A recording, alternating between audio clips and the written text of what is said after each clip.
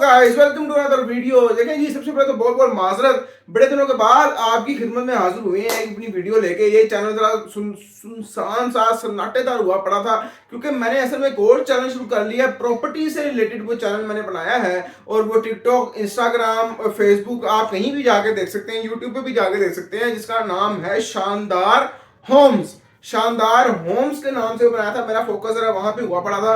लेकिन बहरहाल वापस आते हैं अब। अच्छा, ये कोई नई बात नहीं है कि आईपीएल के ऊपर दोबारा से फिक्सिंग के चार्जेस और फिक्सिंग के जो मामलात हैं, फिक्सिंग की खबरें, फिक्सिंग के बादल जो है वो दोबारा से आईपीएल के ऊपर मंडला रहे हैं। खबर ऐसी है ये जनाब, राजस्थान रॉयल्स जो कि पहले भी स्पॉट फिक्सिंग और फिक्सिंग की वजह से, इस तरह के मामलात की वजह से पहले भी बैन हो चुकी है 2 साल के लिए, राजस्थान रॉयल और चेन्नई सुपर किंग। अब फिर से राजस्थान रॉयल्स के ऊपर जो है वो क्या कहते हैं, स्पॉट फिक्सिंग के इल्जाम लगने शुरू हो चुके हैं अभी।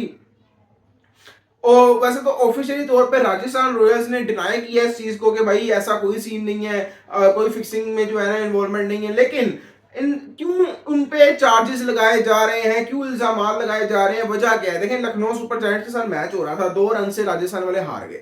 अब फिक्सिंग के चार्जेस ये लगे भाई, पहले अच्छा खासा जीतते हुआ मैच आप लोग एकदम से हार किस तरीके से गए, इसको एक्सप्लेन करें।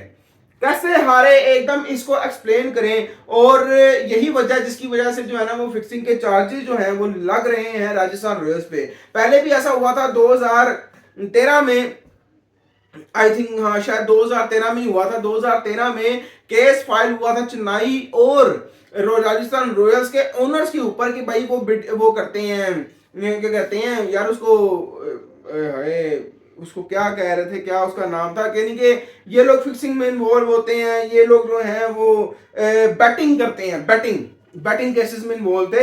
आईपीएल के ओनर्स भी थे और टीम्स को जो है ना वो बैटिंग के में भी इन्वॉल्व कर रहे थे और खुद भी बैटिंग में इन्वॉल्व थे। तो इनको 2 साल के लिए बैन कर दिया गया था। उसके बाद चेन्नई सुपर किंग आई थी और उन्होंने आईपीएल का टाइटल भी जीता था, मुझे बड़े अच्छे तरीके से याद है। 2013 में हुआ था ये मामला और उसके बाद 2015 से लेकर 2017 तक ये टीम्स जो है ना वो बैन हो गई थी। अब ये है कि मैं भी हफ्ता पहले देख रहा था, 1 वीक पहले बीसीसीआई ने एक कहने के अलार्मिंग सिचुएशन जो है वो जारी की थी, एक नोटिस भेजा था सारों को, रेड नोटिस टाइप का, कि भाई देखें बहुत इंपॉर्टेंट है, फिक्सर जो हैं वो टीम्स मैनेजमेंट और टीम्स वालों और प्लेयर्स को कांटेक्ट करने की जरूर कोशिश करेंगे, आप लोगों ने मोहतात रहना है हर सूरत। ये हुई थी बात। अब बात ये है कि मेरी समझ से बाहर है कि आईपीएल क्योंकि इतनी बड़ी लीग है, देखिए आप लोगों को पता है, हमें भी पता है, इसमें कोई ढकी झुकी बात नहीं है कि पूरी दुनिया आईपीएल के ऊपर बैटिंग करती है और अच्छा खासा प्रॉफिट लॉस यानी कि चीजें चलती रहती हैं। और अब तो बैटिंग एप्स वगैरह पता नहीं क्या क्या कितना कुछ आ चुका हुआ है। तो जहां तक बात है अब इस तरह के इल्जामात की, देखें आईपीएल एक बहुत बड़ी लीग है, आपको इसको प्रोटेक्ट करना पड़ेगा। और आई थिंक कि अभी राजस्थान रॉयल्स ने रिप्लाई तो किया है। असल में राजस्थान रॉयल की हिस्ट्री भी ऐसी रही है ना, तो इसलिए भी जरा मसला है। रिप्लाई तो किया है राजस्थान रॉयल्स ने कि भाई ऐसे डिनाई किया है हर किसी किस्म के इल्जामात को। लेट्स सी, देखते हैं कि ये ऊंट किस करवट बैठता है। दूसरी तरफ बात करें अगर पीएसएल की, पेशावर ज़ल्मी कल मैच हारी है। पेशावर ज़ल्मी कल मैच जीता हुआ आ रही है, और क्यों हारी है मैं उसका आपको वजह बताता हूँ। सीधी साफ और सीधी सी वजह है बाबर आजम। इंतहाई गंदी कैप्टनसी, इंतहाई घटिया कैप्टनसी। आप मैच जीत रहे हैं, आप मैच जीतने की तरफ जा रहे हैं, नबी आउट हुआ है, आप उस टाइम साइम यूब का ओवर निकलवा दें। साइम यूब का ओवर आप ले गए एंड तक, और एंड पे फिर ओवर भी दे दिया आपने हुसैन तलत को। हुसैन तलत ने इस टूर्नामेंट में सही बॉलिंग भी नहीं की, उस मैच में भी कोई बॉलिंग नहीं की। आखिरी over, last over Hussain Talat को देने की वजह बनती ही नहीं थी कोई।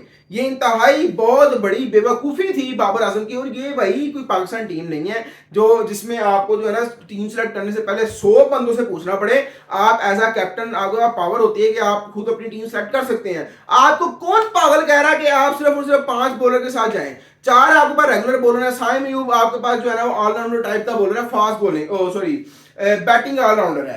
आपको चाहिए बॉलिंग ऑलराउंडर अच्छा सा, लेकिन आपके पास वो है नहीं। ओवन आपके पास एक अच्छा बॉलर है, बैटिंग ऑलराउंडर की सूरत में, लेकिन आपने उसको यूज नहीं किया, आप गए हुसैन तनत के साथ और आप मैच हार गए। तो बाबर आजम अपनी मिस्टेक से सीखता नहीं है और एंड पे कहता है हम 10 रन शॉर्ट थे।